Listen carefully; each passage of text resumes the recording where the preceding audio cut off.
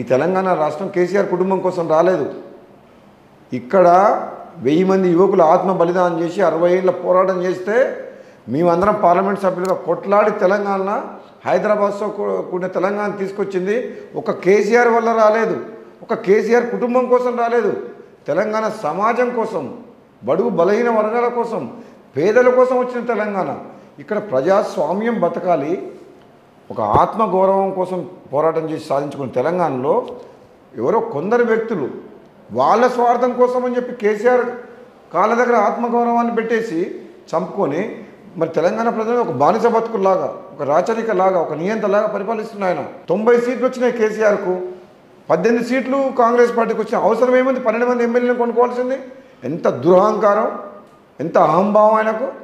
అంటే ప్రజలు ఇచ్చిన తీర్పుని నీకు అధికారం ఉంది కదా, డబ్బు ఉంది కదా అని చెప్పి ప్రలోభాలతో పెట్టి పదవులు ఇచ్చి ప్రశ్నించే గొంతు లేకుండా ప్రజాస్వామ్యాన్ని కూని చేసినంటే ఎవరు వదిలిపెడతారు కేసీఆర్ని? 100 అయినా 106 అయినా భూమి ఆకాశం ఒక్కటైనా ఈసారి కాంగ్రెస్ పార్టీ 80 సీట్లతోటి ప్రభుత్వం ఏర్పాటు చేస్తుంది. కేసీఆర్ రాడు.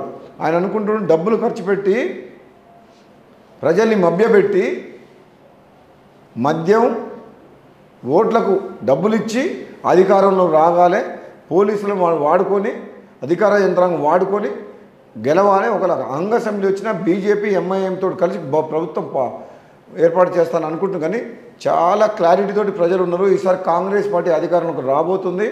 కాంగ్రెస్ పార్టీ ఏదైతే హామీలు ఇస్తుందో 6 గ్యారంటీ స్కీమ్, మహిళలకు 2500 రూపాయలు, 500 రూపాయలకే సిలిండరు, ఇటువంటి ఏదైతే 200 యూనిట్ల కరెంటు ఫ్రీ అని చెప్పి ఇటువంటి ఏదైతే 6 గ్యారంటీ స్కీమ్ ఉందో ప్రజలకు బాగా పోయింది. అన్నిటికంటే ఎక్కువ కేసీఆర్ కుటుంబం మీద వ్యతిరేకత కూడా ఉంది. ఎవరికి కూడా ఈ కుటుంబ పాలన ఇష్టం లేదు. ఇక్కడ కాంగ్రెస్ బీఆర్ఎస్ దగ్గర నుంచి వస్తున్నటువంటి ఏకైక సవాల్, మా దగ్గర సీఎం అవ్వడానికి కేసీఆర్ ఉన్నారు, కేసీఆరే సీఎం అవుతారు, మీ వైపు ఎవరున్నారు అనేది. దీనికి తగ్గట్టుగా కాంగ్రెస్లో కూడా డిఫరెంట్ సీనియర్ మినిస్టర్లు అందరూ మేమే నెక్స్ట్ కాబోయే సీఎం అని చెప్తున్నారు. ఎవరు అంటే అది అధిష్టానమే నిర్ణయిస్తుందా, ఎలా ఉంటుంది? ఇప్పుడు Congress party beauty of the Congress party, national party beauty ఏంటంటే కాంగ్రెస్ పార్టీలో 10 మంది ముఖ్యమంత్రి అభ్యర్థులు ఉంటారు. అందరూ సీనియర్లే, అర్హులే. మెజారిటీ సభ్యుల అభిప్రాయం తీసుకొని అధిష్టానం ముఖ్యమంత్రి అభ్యర్థిని ప్రకటిస్తుంది. ఇక్కడ అందరికి అవకాశం వస్తుంది. కానీ బీఆర్ఎస్ పార్టీలో ముఖ్యమంత్రి కేసీఆర్ అవుతారు, లేదంటే అతని కొడుకు కేటీఆర్ అవుతారు. కాబట్టి తెలంగాణ సమాజం మొత్తం కూడా ఇప్పుడు కాంగ్రెస్ పార్టీ వైపే చూస్తుంది. ఎందుకు ఆయన తర్వాత ఆయన కొడుకు కావాలని ఏమైనా రూల్ ఉందా? ఇది రాచరిక పాలన కాదే. ప్రజాస్వామ్య వ్యవస్థలో ఎందుకు కొడుకే కావాలి? ఎందుకు కాంగ్రెస్ పార్టీ నుంచి ఎస్సీనో బీసీనో కాకూడదు? దళితులు అలాంటి ప్రతిపాదన ఉందా కాంగ్రెస్ పార్టీ నుంచి? దళితులు ముఖ్యమంత్రి చేస్తామని కేసీఆర్ చెప్పి దళితులను మోసం చేసింది కదా. కాంగ్రెస్ పార్టీలో దళితులు ముఖ్యమంత్రి అయ్యే అవకాశం ఉంది. అది బీఆర్ఎస్ పార్టీలో లేదు. కాంగ్రెస్ పార్టీలో బీసీ ముఖ్యమంత్రి కావచ్చు, ఓసీ ముఖ్యమంత్రి కావచ్చు, ఎస్టీ ముఖ్యమంత్రి కావచ్చు, ఎవరైనా పీసీసీ ప్రెసిడెంట్ కావచ్చు. అదే కాంగ్రెస్ పార్టీలో, అది బీఆర్ఎస్ పార్టీలో కాదు. కాబట్టి సరే తెలంగాణలో కాంగ్రెస్ పార్టీ రావాలి. తెలంగాణ ప్రజలందరూ కూడా కాంగ్రెస్ పార్టీని ఆశీర్వదించి కాంగ్రెస్ పార్టీ అభ్యర్థులని పెద్ద మెజారిటీతో గెలిపించాలని చెప్పి తెలంగాణ ప్రజలందరినీ కూడా మీ ఐ డ్రీమ్ ద్వారా కోరుకుంటున్నా కూడా నేను ఇక్కడ మిమ్మల్ని ఇంకో క్వశ్చన్ అడగాలనుకుంటున్నా. గతంలో మీ బ్రదర్ వెంకటరెడ్డి గారు ఒక మాట అన్నారు, షర్మిల మాతో చేరితే 4 ఓట్లైనా 400 ఓట్లైనా మా కాంగ్రెస్ పార్టీకి కలిసి వస్తుంది కదా అని. ఇప్పుడు తను మీకు బేషరతుగా మద్దతు ప్రకటించారు. ఎట్లా ఉంటుంది అనుకుంటున్నారు? తప్పకుండా. రాజశేఖర రెడ్డి కూతురు, తెలంగాణలో రాజశేఖర రెడ్డి అభిమానులు లక్షల మంది, కోట్ల మంది ఉన్నారు. కాబట్టి ఆమె పార్టీ పెట్టి ప్రభుత్వం వ్యతిరేకంగా మంచి పోరాటం చేసింది. కొన్ని ప్రత్యేకమైన పరిస్థితుల దృష్ట్యా తెలంగాణ సమాజం మొత్తం కాంగ్రెస్ పార్టీ వైపు చూస్తుంది. కాబట్టి ఆమె మళ్ళీ పోటీలో నిలబెడితే ఓట్లు చీలిపోయి ప్రభుత్వ వ్యతిరేక ఓట్లు టీఆర్ఎస్కి లాభమవుతుంది అని చెప్పి బేషరతుగా మద్దతు ప్రకటించడం అనేది చాలా గొప్ప విషయం. నిజంగా నేను షర్మిల గారిని అభినందిస్తున్నా. తెలంగాణ ప్రజల మనసుని అర్థం చేసుకొని మీరు బేషరతుగా సపోర్ట్ ఇవ్వడం అనేది చాలా మంచిది. మేమందరం మీ అభిమానులం, మీ ఫాదర్కి అభిమానులం. కాబట్టి తప్పకుండా మీకు రాబోయే రోజుల్లో రాజకీయ భవిష్యత్తులో భాగంగా కాంగ్రెస్ పార్టీలో మీ ఫ్యూచర్లో మీ పార్టీ విలీనమైనా మీకు న్యాయం జరుగుతుంది. మీరు మంచి ఉన్నత స్థానాలకు కూడా పోతారని చెప్పి నేను భావిస్తున్నాను. సో కాంగ్రెస్ పార్టీలో ఫ్రీడమ్ ఎక్కువ ఉంటుంది, డెమోక్రసీ అంతర్గతంగా ప్రజాస్వామ్యం ఎక్కువ ఉంటుంది ఇవన్నీ అనుకుంటున్నప్పుడు కర్ణాటకలో కలిసిపోయినట్టుగా తెలంగాణలో కూడా ఈ సీనియర్ లీడర్లు అందరూ కలిసిపోయి ముందుకెళ్తున్నారా? ఎలక్షన్స్ని ఎలా ఎదుర్కొంటున్నారు? చాలా బ్రహ్మాండంగా పనిచేస్తున్నారు. కాకపోతే నేను కొంచెం లేట్గా జాయిన్ అయినా ఈసారి కాంగ్రెస్ పార్టీ అభ్యర్థులకు మంచి టికెట్లు ఇచ్చిండ్రు.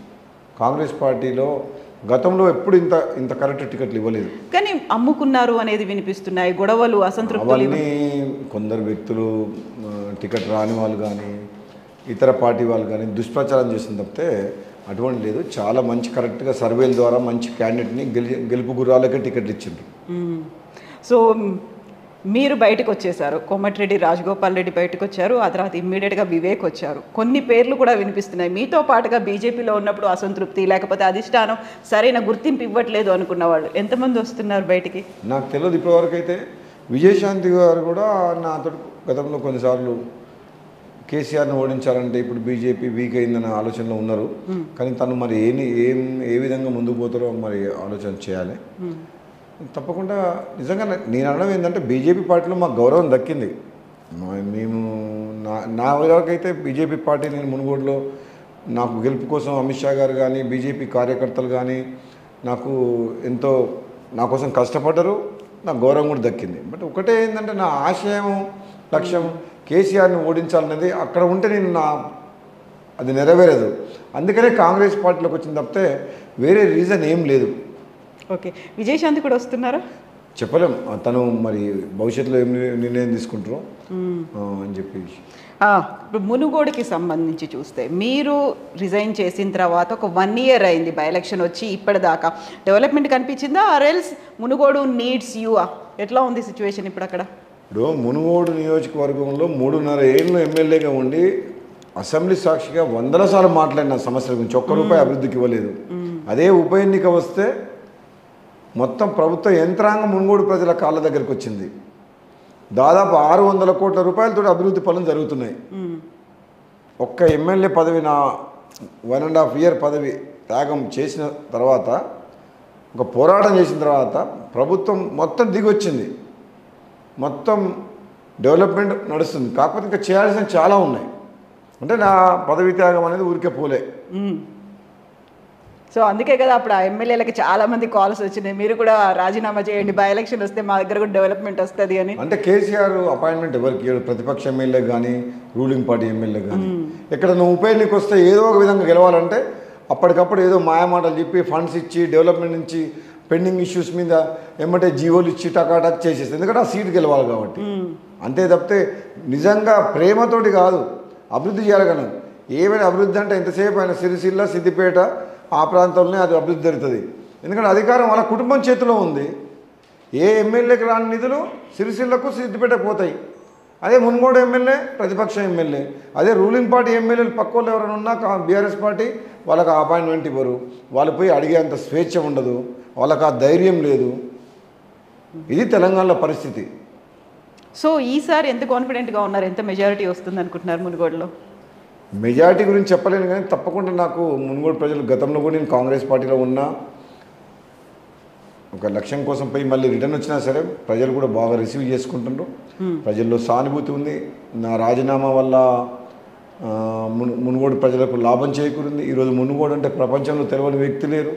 కాబట్టి ఎగ్జాక్ట్లీ ఇప్పుడు యాక్చువల్గా ప్రతిష్టాత్మకంగా ఉప ఎన్నిక ఎంత జరిగిందో ఇప్పుడు అలాంటి అందరూ దృష్టి మునుగోడు మీద పెట్టారు. ఇప్పుడు 119 నియోజకవర్గాలుగా మునుగోడు అనేది ఒక ప్రత్యేకంగా కనిపిస్తోంది. ఇప్పుడు ఏం జరుగుతుంది? కరెక్ట్గా 1 yearలో ఎలక్షన్స్. ఈసారి మునుగోడులో నన్ను తప్పకుండా మునుగోడు ప్రజలు నన్ను ఆశీర్వదిస్తారు. ఎందుకంటే నేను వాళ్ళ కోసం పదవి త్యాగం చేసి పోరాటం చేసిన. నేను అమ్ముడు పోలే. మిగతా 12 మంది ఎమ్మెల్యేలు గెలిచిన తర్వాత వేరే పార్టీలకు అమ్ముడు పోయినారు.